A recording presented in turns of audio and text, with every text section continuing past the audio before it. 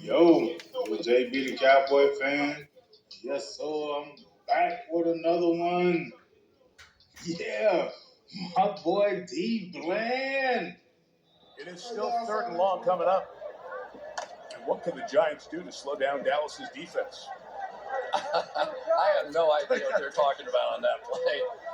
Nobody was dragging anybody downfield. Third and 19. Jones gets it out. Barkley got hit, fumbled right in the air, and it flies into the hands for a touchdown of Daron Bland. Check Staple in these middle 4 minutes around halftime. Second down, a lot of time. Jones just can't find. Comes back across the field. This time he pays the price. Daron Bland, pick six.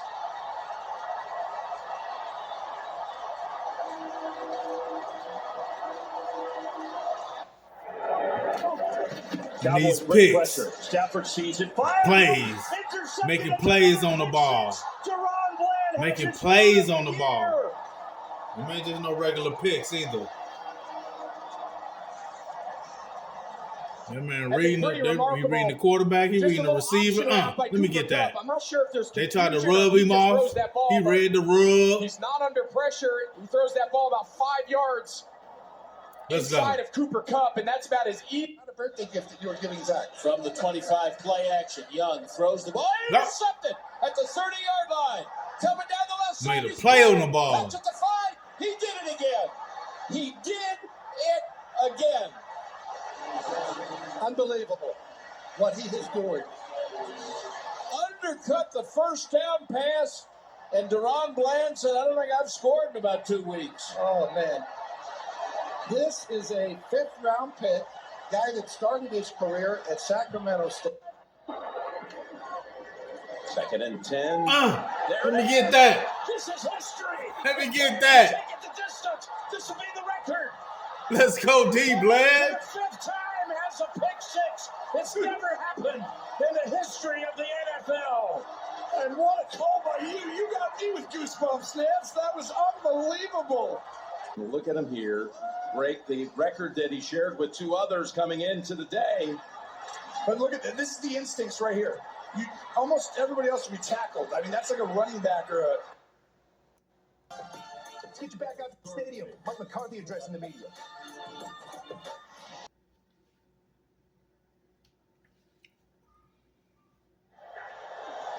Third and 19.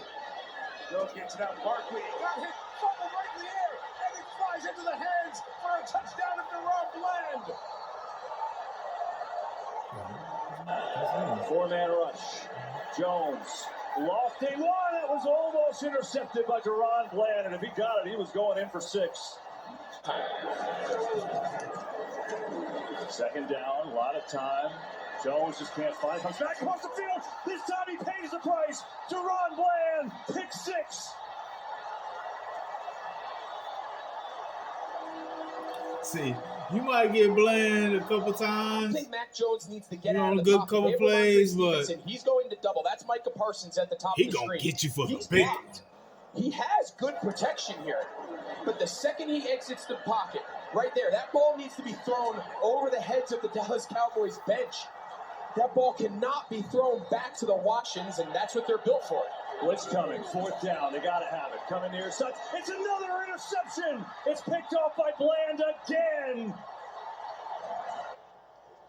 Second and 15. Purdy throwing in the middle to Ronnie Bell. It's incomplete. And broken up by Daron Bland, who Chris just mentioned. And Bland has been hot. He's had 3 interceptions. 8 interceptions since he was drafted last year. So if there has been an incredible surprise, thank God we have him kind of guy, it definitely has been Daron Bland. He had to take over for Jordan Lewis in the slot when Lewis had the back. And it makes it 3rd and 11. This one in the air and incomplete. Bland made the play. Stafford coming the other way for Cobb, and he's tackled right away. Great play by Daron Bland, because he might have scored. And now we'll get our first look at... Cowboys bring pressure. Stafford sees it, fires one. intercepted. It's another pick six. Daron Bland has his third of the year.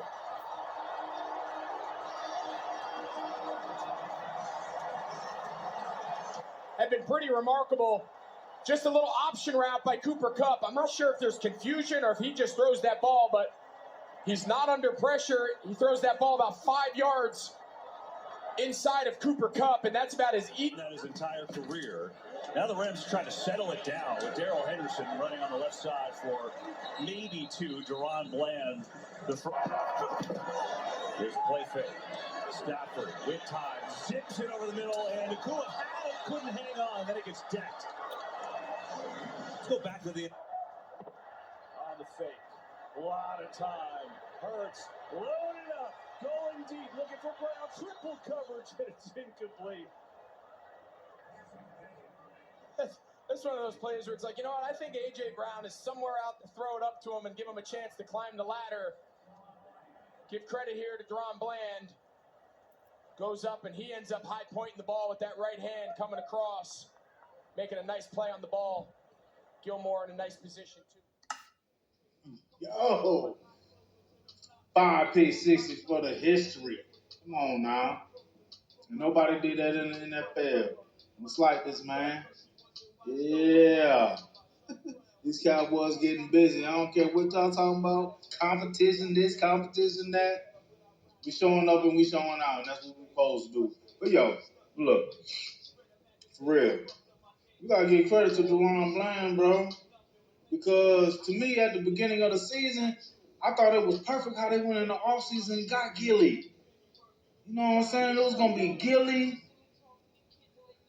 Diggs, and Bland in the slot. Oh shit. That defense was going to be unstoppable. They was going to get that front with Micah up there, what he's supposed to be doing, what the talent he's supposed to be doing, and compared to the dude, bro, that was going to be a goddamn dude's night defense. Unfortunately, we lost Diggs for the season. But shit, man, Bland has stepped up. Yeah, they showing the 5 pick sixes, but he got what he got, 6, 7 picks on the season? Well, shit. Since he came in last season, he been balling. He was balling in the slot. Like I said, that's why, man, I hated that Diggs went down. Boy, that defense was going to be so dominant. You know, people who follow the Cowboys, who know who real true fans, who really looking at them, they knew Bland was the man when he was playing in the slot, when he took over for Lewis.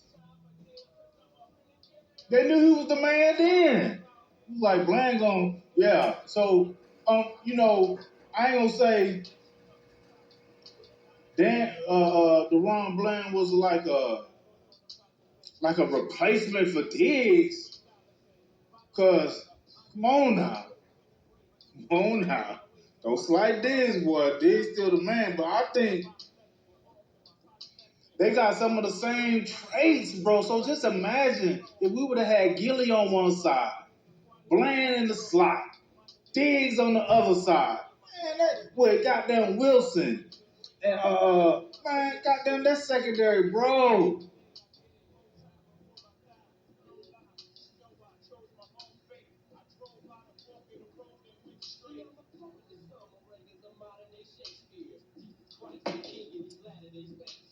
Man, that defense, bro.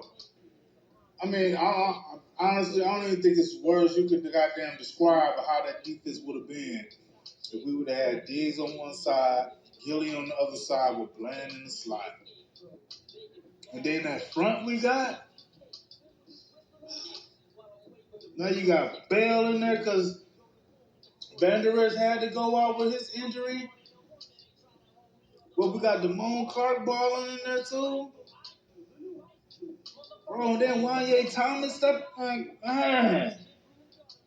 Bro, if honestly, if Diggs didn't go down there, we'll probably be undefeated right now. We'll probably be undefeated. Unfucking defeated. But the defense, man, they've been having highs and lows during the season, but I think the way the offense is playing is really, this is real complimentary football right now. This is some real ass complimentary football right now, because when there's times when the defense kind of gets shaky, the offense been there to do what they got to do. So, yeah, man, I like with Armstrong balling, Osa getting it in, goddammit. And goddamn, they've been hating on your boy, but he doing his thing too. So, man, bro, our defense, man, from top to bottom, I want to say, I still want to see a little bit more from Parsons. I know he got them sacks against goddamn, he got those sacks against Carolina. He got 1.5 sacks this past game against Washington. Because from what I'm saying is, my thing is, when I spoke about, I had a couple videos I made about, well, after we played the Rams. No, after we played San Fran. And what I thought the two leaders on the team were supposed to do. And I picked out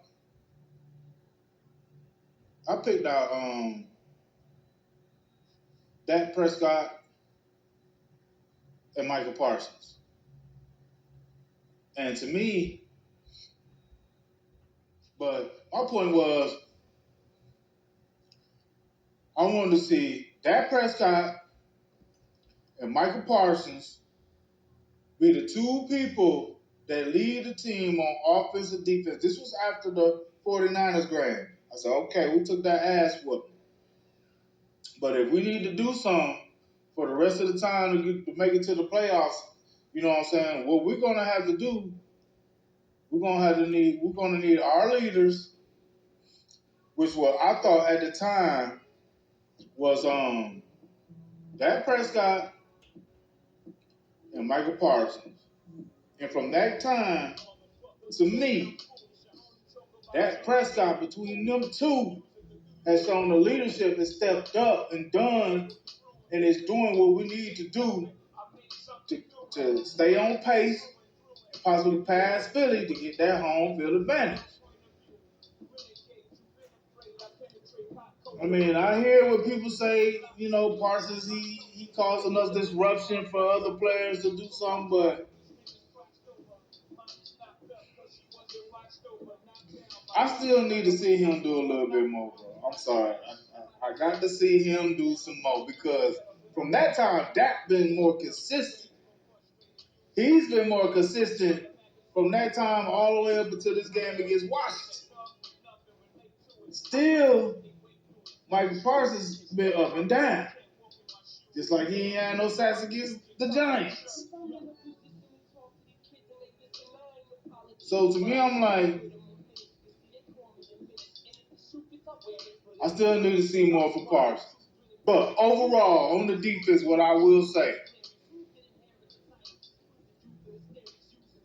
if we could continue to get linebacker play out of Bell, I think, even though he kind of lightweight, you know what I'm saying, a good center will knock, offensive line will get him on his ass. He's shooting the gaps, though. He hitting it. He making, quick decisions. He there. So, to me, the key, if we get good play out that linebacker play from Bell and Clark, this defense is going to be some shit. Even, not to saying we don't need Diggs, but it's going to be formidable in the playoffs, I believe. It's going to be formidable in the playoffs.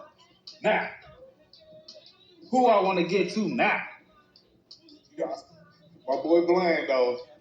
For being today's Madden Players of the Game.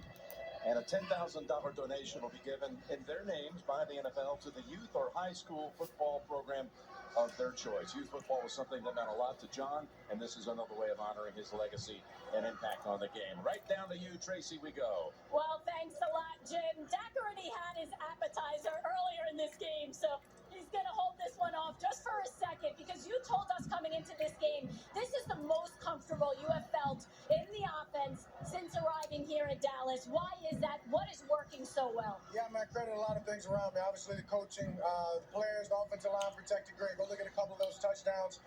They're giving us a chance. They're running the ball. We're balanced right now. It's free. It's a free offense, and it's fun. And you have the luxury of having a defense as strong as this one. Daron, that record-breaking pick six. Take us through that moment and what it was like to do it on Thanksgiving Day. Oh, well, first of all, just doing Thanksgiving just means everything. Just having fans, family, coaches there, and then just doing this on Thanksgiving Day, just another day to be thankful for it. But on that play, I just seen the ball, seen the receiver run an hour out, and then I decided to go get it. And then all I see was open field, and I was adoring to be denied. So. What a moment. Congratulations to the both of you. Now, I know how bad you wanted to take a bite of this turkey leg, so here you go. You get the first bite. We got two. We got one for each of you guys. There you go. Daron, come on, guys. Dig in. Happy Thanksgiving. JB, back to you. Tracy, those are prehistoric looking legs. Yes. They handed to the players. Phil, I know you were commenting all game long. Give me your thoughts. Well, the offense for the Dallas Cowboys, it's changed a lot. I give Mike McCarthy a lot of credit. They're throwing the ball down the field, and Dak Prescott is getting a lot of space to throw the football. Early in the game, they started out with the screen. We see Biotis and Zach Martin get out, make good blocks, and Dowdle just goes right in and scores a touchdown untouched. That was impressive. Backed up near your own end zone. To heck with it. Let's throw a seam for Jake Ferguson. Big game. Man, they're throwing it down the field. Then let's move the pocket. Let Brandon Cooks do a double move. And what happens? Easy touchdown right there. And then once again, Dak Prescott double hitches, finds Turpin wide open in the end zone for the touchdown. And again, the pass protection was great. The numbers are outstanding. 4 touchdowns. And it didn't even look like Dak really even got hit today. Right. Standing in the Twice. Twice he got hit. That's pretty special by the Dallas Cowboys offensive line. Yeah, when you talk about Daron Bland, what a record. You talk about his 7th interception of the day, and obviously the record-breaking pick six, his 5th of the year. You can see right here, his anticipation, the way he can just, and then once he gets the ball, Nate talked about, he looks like it was 5th of the year. You can see right here, his anticipation, the way he can just, and then once he gets the ball, Nate talked about, he looks like a receiver running with the football, very smooth. He can cuts back, has a great feel. Just to think that this guy, Daron Bland, came into the season as being a nickelback. All of a sudden, Trevon Diggs goes down. They move him outside, and he has just been dominating on the outside. Yeah, NFL single season record, 5 pick sixes. Yeah. How about that? Yeah. Taking advantage of your opportunity. This defense is special. You know, when you think about how they put pressure on quarterbacks and then the back end just flies around. Let's give credit to Dan Quinn, though, for a second. You know, we're talking about these players, but it all starts with the coach on the sideline or him being in the booth, being able to dial up plays. I mean, I don't want to say this is like the Legion of Boom because this is a completely different squad and they deserve their own nickname, but this defense could go down as one of the best ever. I know one thing, the Commanders miss both Montez Sweat and Chase Young today because, as we were saying, think about this now, the schedule ahead for Dallas. Next Thursday night on Prime, the Seahawks will come to them, and then they have the Eagles at home. The Eagles have to play the Bills on Sunday in Philadelphia. Then the San Francisco 49ers come into Philadelphia, and then they go to Dallas. That Dallas game could mean something for the NFC East and could mean something for the #1 overall seed, depending on what happens with Philadelphia, with Buffalo and San Francisco before they go down to Dallas. Let me say this about Daron Bland, which is impressive. When he was a nickel, they need somebody to go outside and play corner. They don't want to move him because he's so good. They put him outside, and when you watch him play, what's impressive too is the fact that he does not gamble. He sees the read and then takes off and gets it. So great job by him again today. All right, and setting his Bills at the Eagles. The Bills are desperate. They have to win. This is not going to be an easy game for anybody, either one of these teams on Sunday. Bland, though. I will say,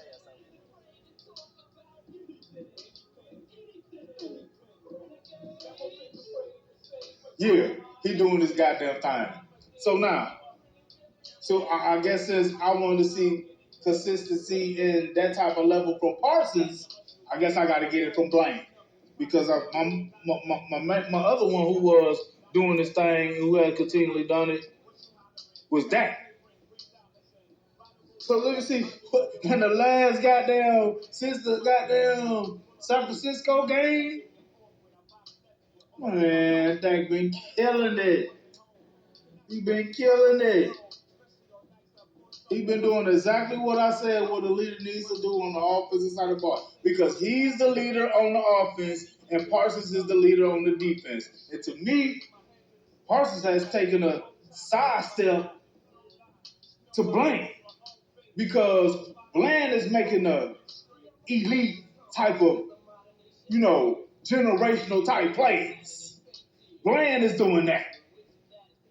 Parsons, to me, he ain't doing it. I'm sorry, he still ain't doing it. Because that shit got to be consistent.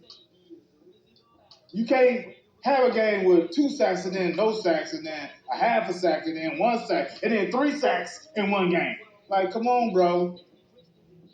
So, my man Dak, I already made my videos and said MVP of the Super Bowl. I skipped past the season. MVP of the Super Bowl. That's what Dak gonna be this year. I said it earlier this season, and it seemed like his trajectory, he's trending. He's trending. He's trending. Yes, sir. So even now, and in the last game, have you seen? And as time is going on through since that game against the Niners, even CD has been included into the damn offense. Then you got Cooks been into the offense, and then you got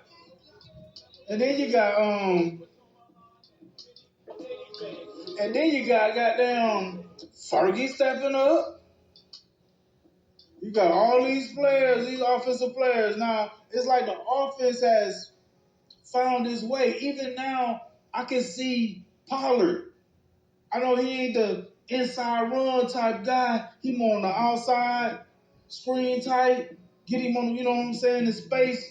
But even Pollard, after breaking his ankle, I think Pollard needed to, he needed to get into some type of rhythm. He needed to feel it and get some more confidence.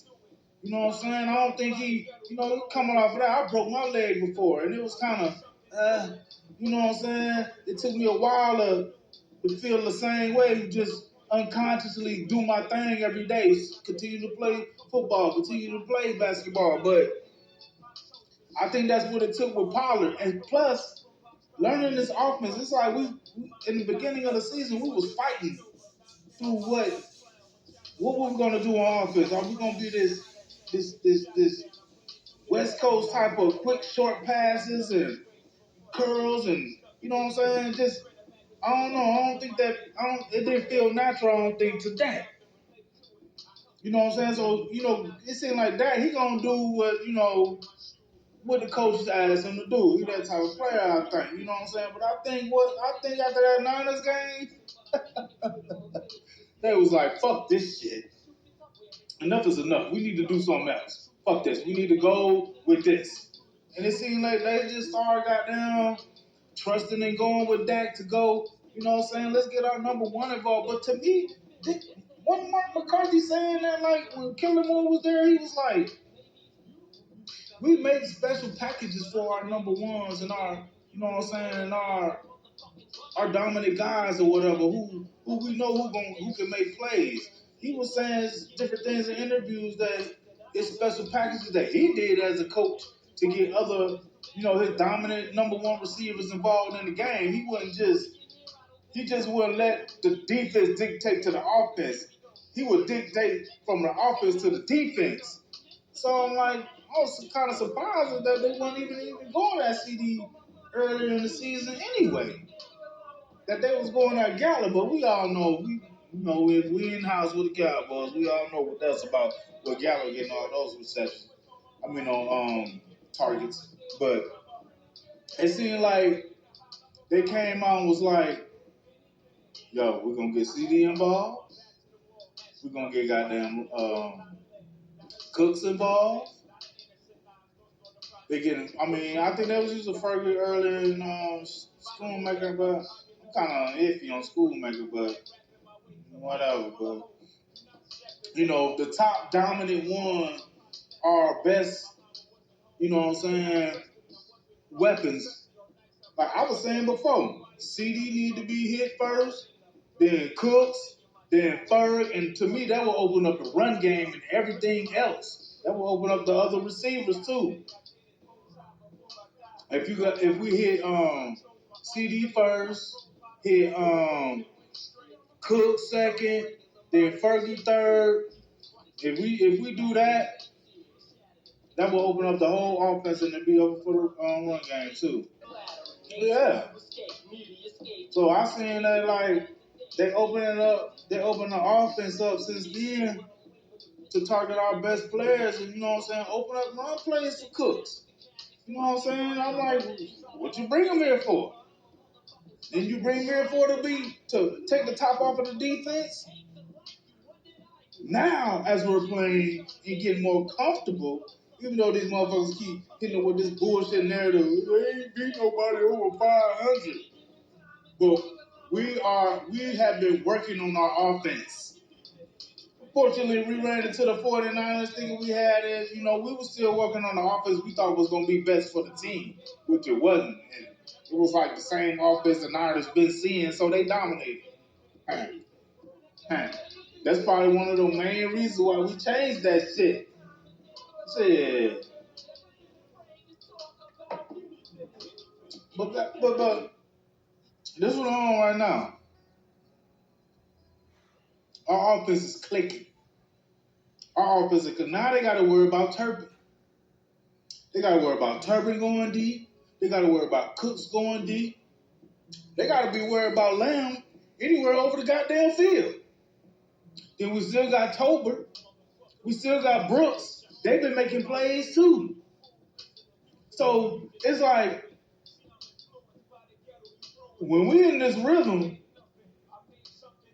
and the offense getting in the rhythm, see the offensive line too, they building confidence with each other. They haven't been playing together for a long time. This is probably maybe their 56th game. They've been playing together for like a year and a half or some shit. So now, because our offensive line, I don't know what people been talking about, that Dak didn't have a dominant offensive line since 2016. That's bullshit. That's bullshit.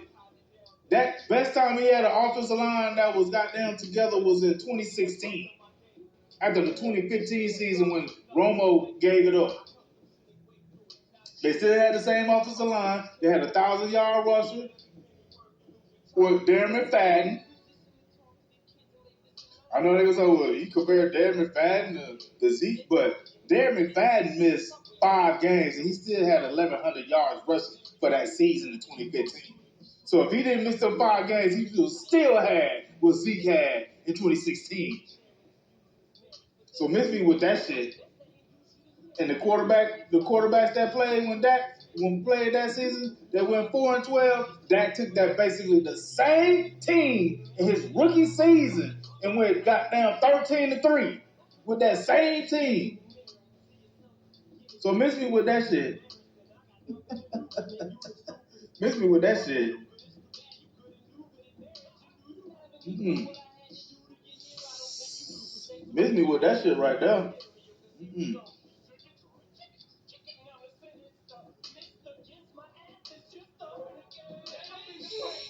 So yeah, on our offense this year, we're coming from Jalen Brooks, Tolbert, Turpin, Cooks, Lamb, and Gallup.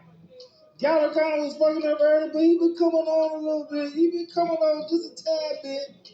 I guess he been hearing them footsteps when they signed goddamn and what's his name? Antonio Brown, whatever his name was, I forgot. Antoine Brown, some shit like that. He ain't seen the field yet, but I think that'll put some fire on the Gallup ass because I don't think he dropped shit since then. I don't think he dropped since they signed that dude. So, man, and Dak is hitting. Just the last game he hit 10 different receivers. 5 different people had a touchdown. Are you kidding me? Are you fucking kidding me? If we continue with this momentum, we continue with this confidence, we continue with that, people gonna sleep on us because they're saying, well, they ain't beat nobody. I remember, I think it was 2019, and we started off like 3-0, and they kept saying, we ain't beat nobody, we ain't beat nobody. And then we I think we went 8-8 or some shit that season. I get you on that because we started off on fire. This year, we ain't start off on fire really like that. We won 2 games and got smashed in the 3rd game or whatever. But what was hold up. No, we beat New England, I think it was. 4th or 5th game. But I mean, I'm saying like it wasn't like those years before. Even last year we started off good. We went 5 or 6-0 or some shit or whatever. But I think this year is different because we taking our lumps early. You know what I'm saying? We didn't take our lumps at the end of the season when it was important for us to be on the road and be, you know what I'm saying, like that. It's like this year we taking our lumps early and we learned some shit from getting beat by goddamn the Niners again. That game against Philly, man, I already said we're gonna split. Like, so to me, they say we lost to good teams. I can only say we lost to the Niners.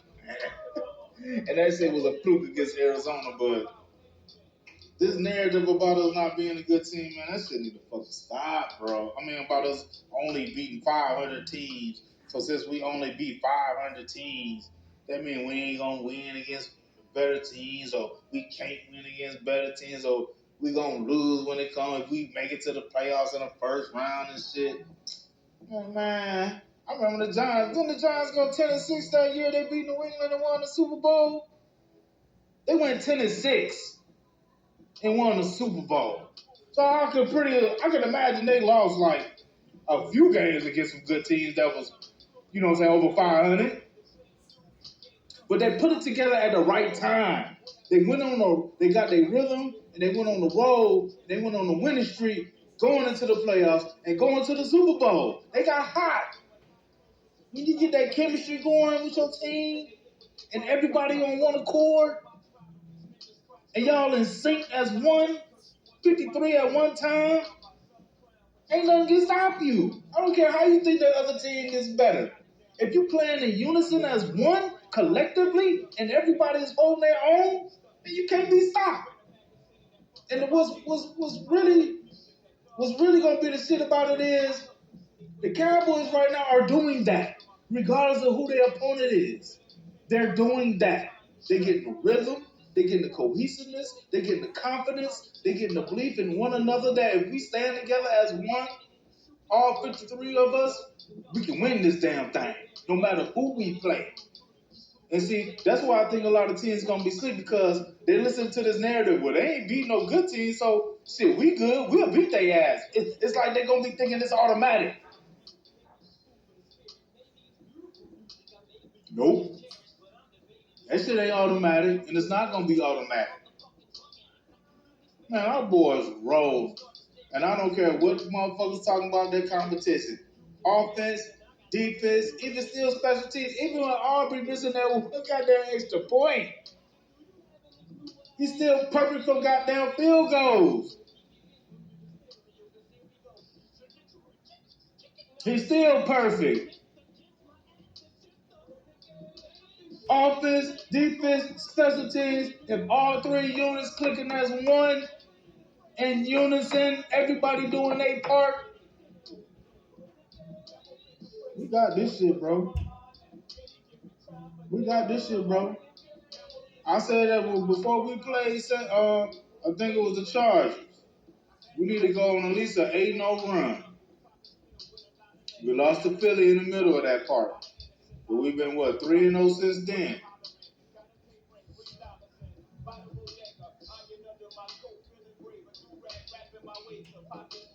We win these 2 games, it'll be done. We in there. We win these next 2 games against Seattle and the Eagles. Eagles better watch out, goddammit. But yo, this JB the Cowboy fan, and I appreciate y'all listening to me. Like, subscribe to the channel. Let's go, Cowboys.